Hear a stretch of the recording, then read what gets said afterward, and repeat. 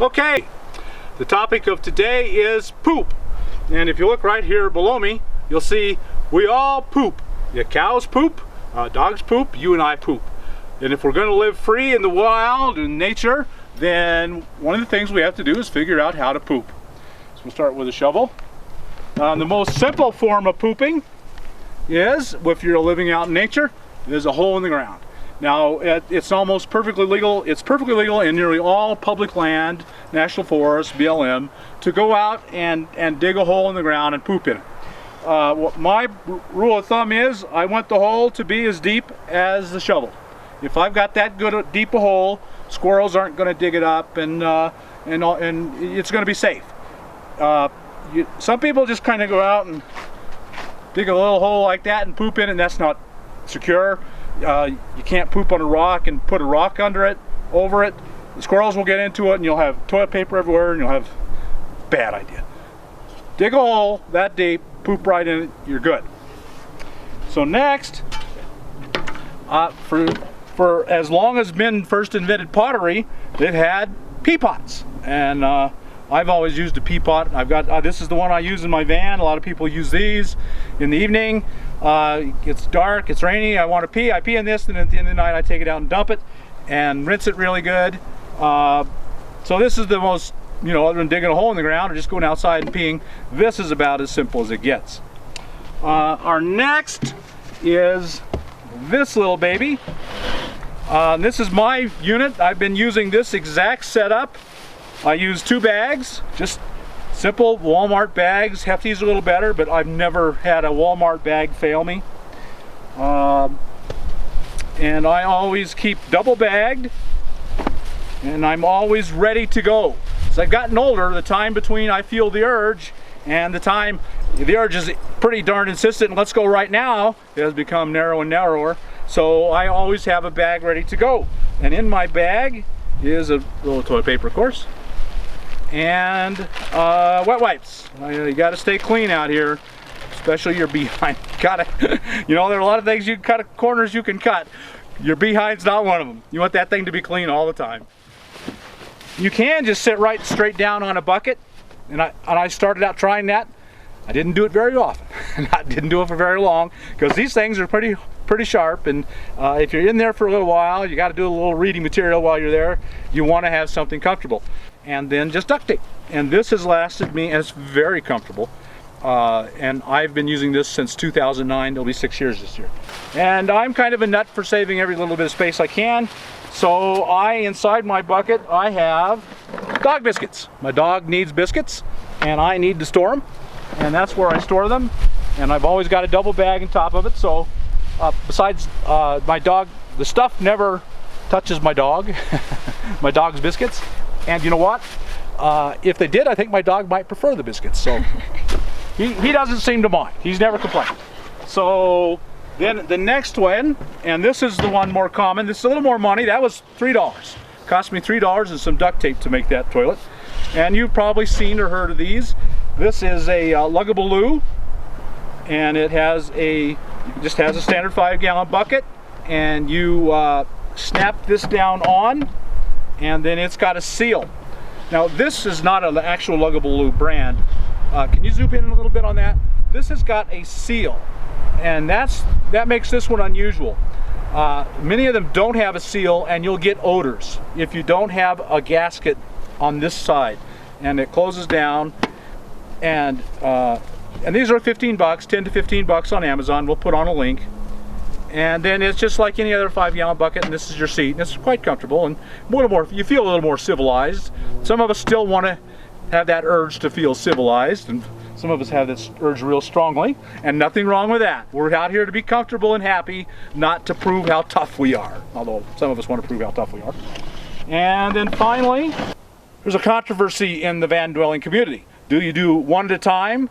And then I'm a one at a time guy. I say, this is not something I treasure. I'm not storing it and building it up. I use it one time, I pull that baby out of there, I wrap it up. This is all my toilet paper, so it's really big. I wrap it up, and then I put it in and wrap it again, and then I usually even will put it in the third one so I don't want it to smell. And it goes into the toilet. I mean, it goes into a dumpster. Am I a bad person because I put poop in the dumpster? Well, go walk your dog and leave the poop lying on the ground and see what happens, and let people watch you. They're going to be yelling at you, and they're going to say, pick that up. And then what do they want you to do when you pick up your dog's poop? They want you to put it in the dumpster. That's what I do. So no, and I've had babies, and probably a lot of people watching this have had babies, and if you've ever had baby, what do you do with their goodies? Well, you put it in the dumpster. So waste can go in the dumpster, and as far as I'm concerned, my waste is as good as anybody's waste, and it can go in the dumpster. So this has got a nice seal, and if you want to use it multiple times, and my friend does, he puts down, you can put down, well, of course you're going to have your plastic in it, and your plastic bags, and then you can put down a layer of kitty litter, you can put down a layer of sawdust. Sawdust is a very good one, and chips, wood chips, any kind of thing, and then you can use it multiple times, then dump that.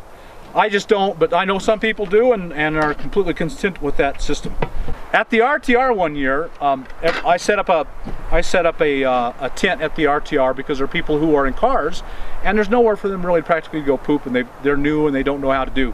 So at the Rubber Tramp Rendezvous, which is a big gathering of van dwellers every January, I set up a tent, and I have a bucket in it. And my first year, I put in kitty litter, and they put it in, and they pooped, and they put it in, and they pooped, and it went, by the end of the time, I went about a week, and oh my goodness, it was the most horrible experience of my life dumping that thing, and I would never ever do that again. And so now the deal is I give them bags, and there's instructions right on the tent, one-time use.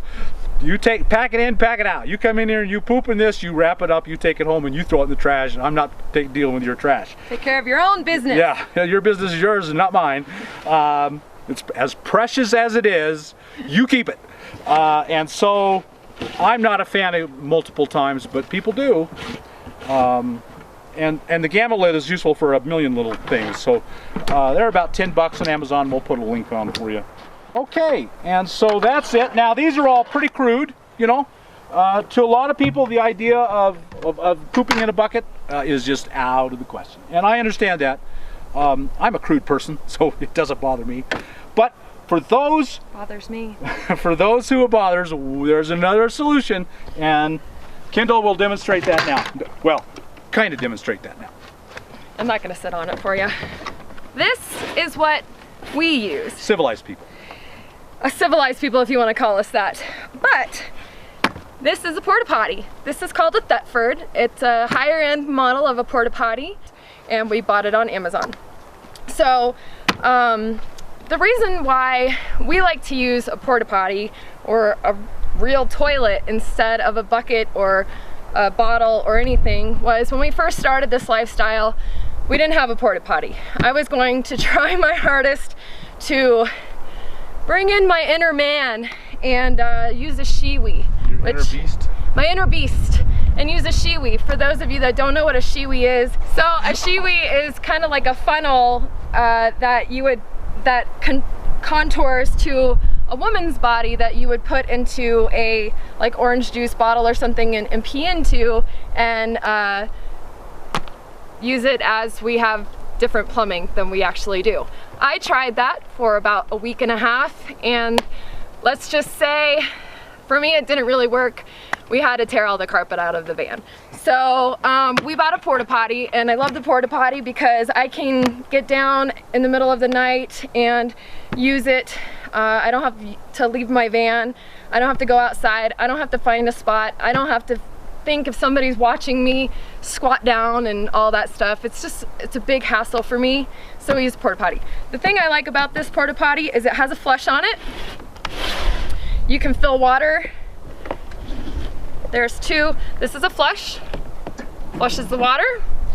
This comes off, you can pour water in there. What I do just to have a little bit of a chemical in there is I pour just a little tiny bit of ammonia in there, mix it with the water, and it kind of keeps it from smelling, but just kind of cleans it as you go kind of thing too. And it actually has a seat on it, and you just pull this out right here, and it opens the hole to dump it, pretty much, to flush it. how you get it off when you want to dump it is there's a little handle back here and it just lifts off. And this, what size is that? About 3 gallons? 3.2. 3.2 gallons? Yep. And the thing I like about this is if I can dump this, anybody can dump this. And it has a handle. So I can carry it. And this is just water. I just dumped this. So this is where you pour out of. It actually turns.